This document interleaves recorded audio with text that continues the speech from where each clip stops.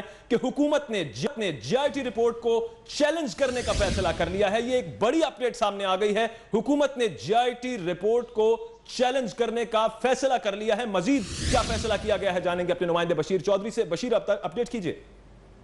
जी बिल्कुल, वज़ीर आज़म नवाज शरीफ की ज़ेर सदारत एक इजलास हुआ है और इस इजलास में यह फैसला किया गया है कि हुकूमत जीआईटी की रिपोर्ट को चैलेंज करेगी। हुकूमत आज वज़ीर आज़म को जब इजलास हुआ तो आईनी और कानूनी माहिरीन ने वज़ीर आज़म को जो है वो ब्रीफिंग दी। इसके बाद वज़ीर आज़म ने जो शुरका थे उनसे राय भी मांगी। एक तो जो आईनी माहिरीन थे उनका ये कहना था कि जीआईटी रिपोर्ट में बहुत ज्यादा सकम मौजूद हैं जिनको सुप्रीम कोर्ट के अंदर उन पर बहस की जा सकती है, उनको कॉन्ट्राडिक्ट किया जा सकता है, उनका मुकाबला किया जा सकता है।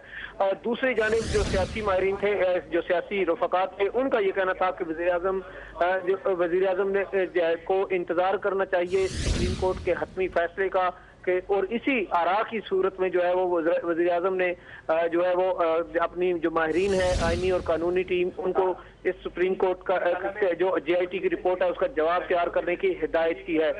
हुकूमत का ये भी मौक़िफ़ है कि ये रिपोर्ट जो है जो सुप्रीम कोर्ट ने 13 सवालों के जवाब मांगे थे, जीआईटी ने उन सवालों के जवाब देने की बजाय जनरल और जो है वो एक रिपोर्ट जमा करा दी है जो टेक्निकल रिपोर्ट कम और पॉलिटिकल रिपोर्ट जो है वो ज्यादा लगती है, जिसको चैलेंज करना ही बनता है। तो हुकूमत ने जीआईटी रिपोर्ट को चैलेंज करने का फैसला किया। तो बशीर ये भी बता दीजिएगा कि चैलेंज किस फोरम पर, कहां पर चैलेंज करने का फैसला किया है?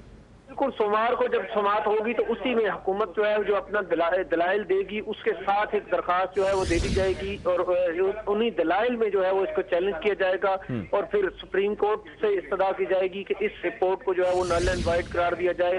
और जो मौक़िफ़ अपनाया जाएगा वो यही अपनाया जाएगा कि जो सबूत जमा कराए गए हैं उनके कॉन्ट्रेरी जो है वो रिकमेंडेशन सामने आई हैं, तो इसलिए इसको मुस्तरद किया जाए। लेकिन अभी तक इस पर मुशावरत जारी है और हतमी फैसला जो है वो बाद में किया जाएगा कि आया कोई जो मुतफर्रिक दरखास्त है वो जमा कराई जाएगी नए सिरे से इस केस के हवाले से, या फिर इसी बेंच के अंदर जो है वो दरखास्त जमा कराई जाएगी कि इस रिपोर्ट को जो है वो मुस्तरद करके जो है वो वज़ीर आज़म के खानदान को क्लियर किया जाए या फिर इस केस को खत्म किया जाए। ठीक है बशीर, साथ ही रहिएगा। Bureau chief Islamabad on Sahib भी साथ है। ऑन, जैसा कि ये नई डेवलपमेंट सामने आई है, हुकूमत ने अब जीआईटी रिपोर्ट को चैलेंज करने का फैसला कर लिया। उनका कहना है कि इसमें सुकम पाए जाते हैं तो उन पर दलील हो सकती है अदालत में। चैलेंज करने की फिर क्या जरूरत है? वो सुकम अदालत को बता दें अगली पेशी पर।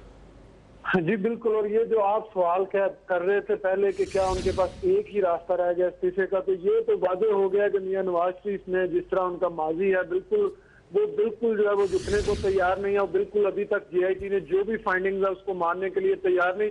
उनके लिए जो सबसे बड़ा इसमें अभी तक जो हमारी राय से बात हुई है, जो सबसे बड़ा उनके लिए डिसअपॉइंटिंग फैक्टर है वो उसमें मियां नवाज शरीफ और मरियम नवाज का नाम आना और बिल्कुल उनको हुसैन और हसन के साथ उनको उसी तरह से नक्की करना जो उनके लिए सबसे बड़ा इसमें ये डिसअपॉइंटिंग फैक्टर है।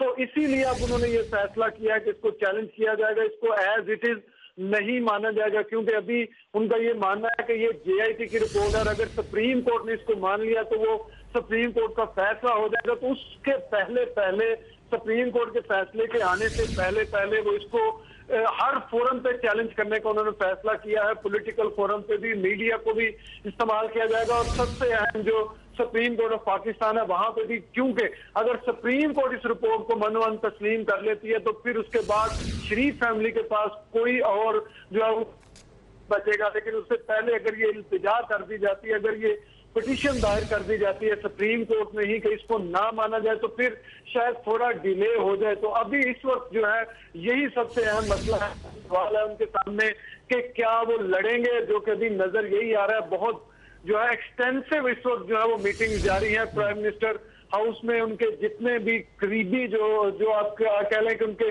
कानूनी माहिरीन और सियासतदान जो उनके करीबी जो है वो सारे के सारे पीएम हाउस में, और इस वक्त एक मुकम्मल पिछले चंद घंटों से एक्सटेंसिव मीटिंग चल रही है और उसमें यही डिसाइड हो रहा है, उसमें यही देखा जा रहा है कि करना उसमें क्या है। और अब जो चीजें बाहर आ रही हैं उससे यही नजर आ रहा है कि अभी वो गिव इन करने का नहीं सोच रहे, अभी लड़ाई की तरफ जा रहे हैं, अभी वो चैलेंज करेंगे इसको। अभी थोड़ी देर बाद कराची में भी उनकी जो पार्टी का इजलास है वो पूरे मुल्क में अपने कारकुनों को भी मुतहरिक कर रहे हैं। अभी रावलपिंडी में भी कारकुनों को कुछ मैसेजेस दिए जा रहे हैं कि उनका जो है उनको देखना पड़ेगा। लेकिन गिवन करने से अभी तक की जो इंफॉर्मेशन है हमारे पास इनकार कर दिया है, रिजाइन अभी तक की जो इंफॉर्मेशन है वजीर आजम करने के मूड में नहीं है, बिल्कुल भी नहीं।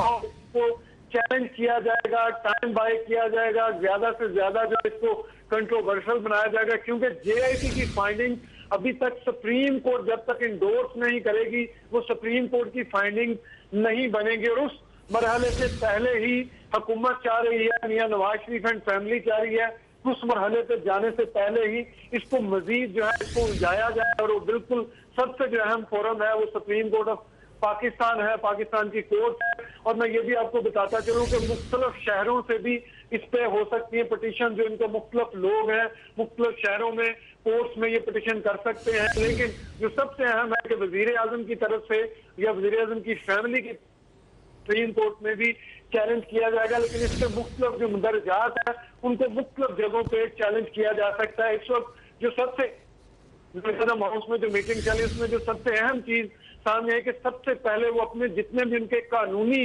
जितनी भी ऑप्शंस हैं उनको एग्जॉस्ट किया जाएगा, सबसे पहले उन पर तवज्जो दी जाएगी। उस तरफ से बिल्कुल जो है वो बेबाद एहतियाती नहीं बरती जाएगी। लेकिन साथ साथ मीडिया का बिल्कुल वो जो रोल है उस पर वो कायम है और उसको भी उसी तरह इस्तेमाल किया जाएगा। और अपने जो उनके कारकुन है वो भी, और जो उनके अलाइज हैं, जिस तरह आपने देखा कल ही जो फजलुर रहमान साहब ने भी कहा था कि जेआईटी जो है उसको कंट्रोवर्शियल है, तो अपने पॉलिटिकल अलाइज को भी जो है वो इस्तेमाल करेंगे और सारे ऑप्शंस को एग्जॉस्ट करेंगे।